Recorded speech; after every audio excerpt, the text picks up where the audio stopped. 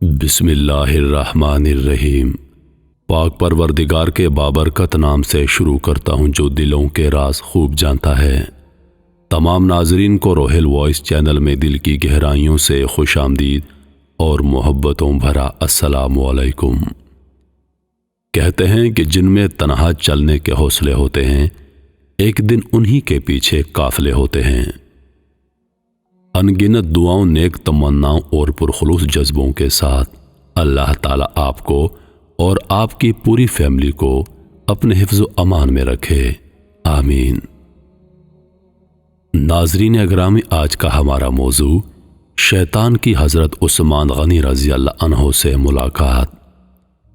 ایک دفعہ مدینہ منورہ میں قحط پڑ گیا، آسمان نے پانی برسانا چھوڑ دیا اور زمین نے اناج اگانے سے انکار کر دیا۔ اس قحط کی وجہ سے پورے شہر میں غربت پھیل گئی، لوگ دانے دانے کے محتاج ہو گئے۔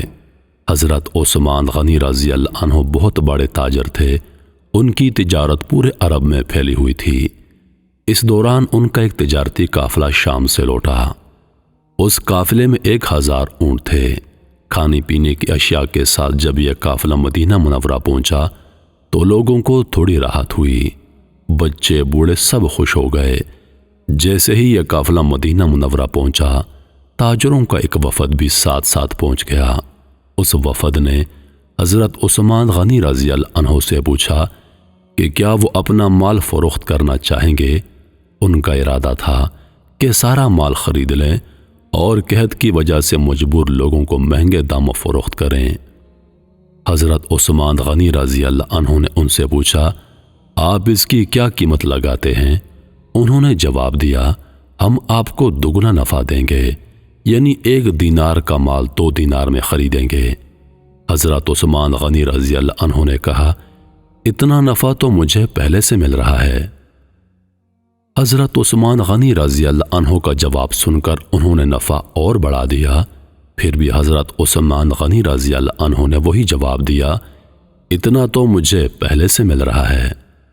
انہوں نے نفع اور بڑھا دیا، لیکن اب بھی حضرت عثمان غنی رضی اللہ عنہ نے وہی جواب دیا کہ اتنا نفع مجھے پہلے سے مل رہا ہے۔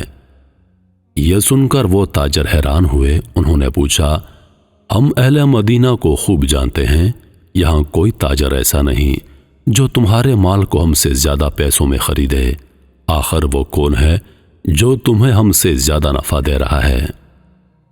حضرت عثمان غنی رضی اللہ عنہ نے جواب دیا، اللہ، جو نفع تم مجھے دے رہے ہو، میرے رب نے مجھے اس سے بہت زیادہ نفع دینے کا وعدہ کیا ہے۔ یہ کہہ کر حضرت عثمان غنی رضی اللہ عنہ نے اپنے لوگوں کو حکم دیا، تمام مال اہل مدینہ اور ضرورت مندوں کے درمیان تقسیم کر دیا جائے۔ حضرت عثمان غنی رضی اللہ عنہ کے سامنے اس وقت قرآن کی یہ آیت تھی جس کا ترجمہ ہے، جو لوگ اپنا مال اللہ کی راہ میں صرف کرتے ہیں، ان کے خرچ کی مثال ایسی ہے جیسے ایک دانہ بویا جائے اور اس سے 7 بالیں نکلیں اور ہر بال میں 100 دانے ہوں۔ اس طرح اللہ جس کے عمل کو چاہتا ہے بڑھا دیتا ہے، وہ فراخت دست بھی ہے اور علیم بھی۔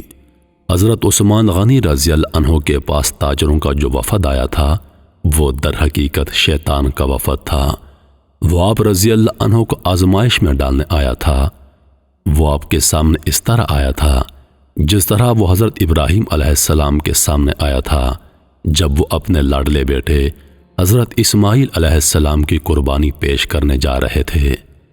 شیطان حضرت عثمان غنی رضی اللہ عنہ کے سامنے دنیاوی فائدے کو بڑا چڑھا کر بیان کر رہا تھا تاکہ عثمان رضی اللہ عنہ آخرت کے دائمی فائدے سے محروم ہو جائیں، لیکن چونکہ حضرت عثمان رضی اللہ عنہ کا ایمان زندہ تھا، اس لیے انہوں نے دنیاوی فائدے پر آخرت کے فائدے کو ترجیح دی۔ انہوں نے سمجھ لیا کہ ان کے سامنے شیطانی وفد ہے جو انہیں اخروی نفع سے ہمیشہ کے لیے محروم کرنا چاہتا ہے۔ ایسی ہی سخاوت کی وجہ سے انہیں غنی کا لقب عطا ہوا ہے۔ محترم عزیز دوستو، شیطان بہت شاطر اور چالاک ہے۔ جب شیطان نے اللہ پاک سے کہا کہ اے اللہ، میں اولاد آدم پر دائیں بائیں آگے پیچھے چاروں طرف سے حملہ کروں گا۔ تو فرشتے یہ سن کر حیران ہو گئے۔ اللہ نے فرمایا، اتنے معتجب کیوں ہو رہے ہو؟ فرشتوں نے کہا، اے اللہ، اب تو ابن آدم کے لیے مشکل ہو گئی ہے، وہ تو اس مردود کے ہتھ کنڈوں سے نہیں بچ سکیں گے۔ پروردگار عالم نے فرمایا، تم اتنے معتجب نہ ہو، اس نے چاروں سمتوں کے نام تو لے لیے مگر اوپر نیچے والی سمتوں کو بھول گیا۔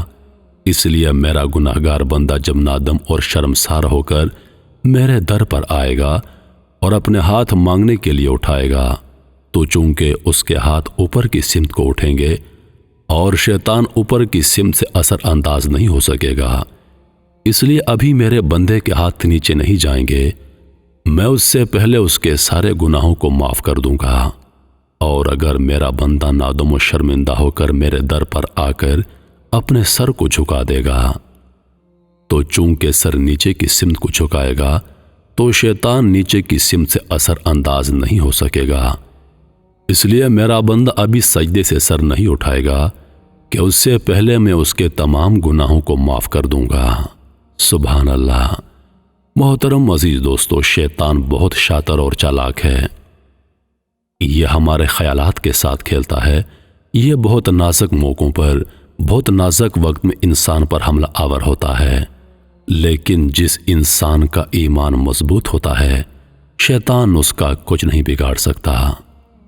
اور شیطان کو شکست دینے کا جو سب سے بڑا ہتھیار ہے وہ ہے توبہ، کیونکہ جب کوئی نوجوان، کوئی انسان، کوئی گناہگار توبہ کرتا ہے، جبکہ اللہ پاک نے وعدہ کیا ہے کہ اے آدم، جب تک میرا بندہ سچے دل کے ساتھ مجھ سے توبہ کرے گا میں اس کے تمام گناہوں کو معاف کر دوں گا، چاہے اس کے گناہ اتنے زیادہ ہوں کہ زمین سے آسمان تک تمام خلا کو بھر دے، چاہے اس کے گناہ اتنے زیادہ ہوں جتنا دنیا میں موجود تمام ریت کے ذرے، چاہے اس کے گناہ اتنے زیادہ ہوں جتنا دنیا میں موجود تمام سمندروں کے پانی کے قطرے، چاہے اس کے گناہ اتنے زیادہ ہوں جتنا دنیا میں موجود تمام درختوں کے پتے، لیکن پھر بھی اگر میرا بندہ سچے دل کے ساتھ مجھ سے توبہ کرتا ہے تو میں اس کو ضرور معاف کرنے والا ہوں، کیونکہ میں بڑا رحمان، میں بڑا رحیم ہوں۔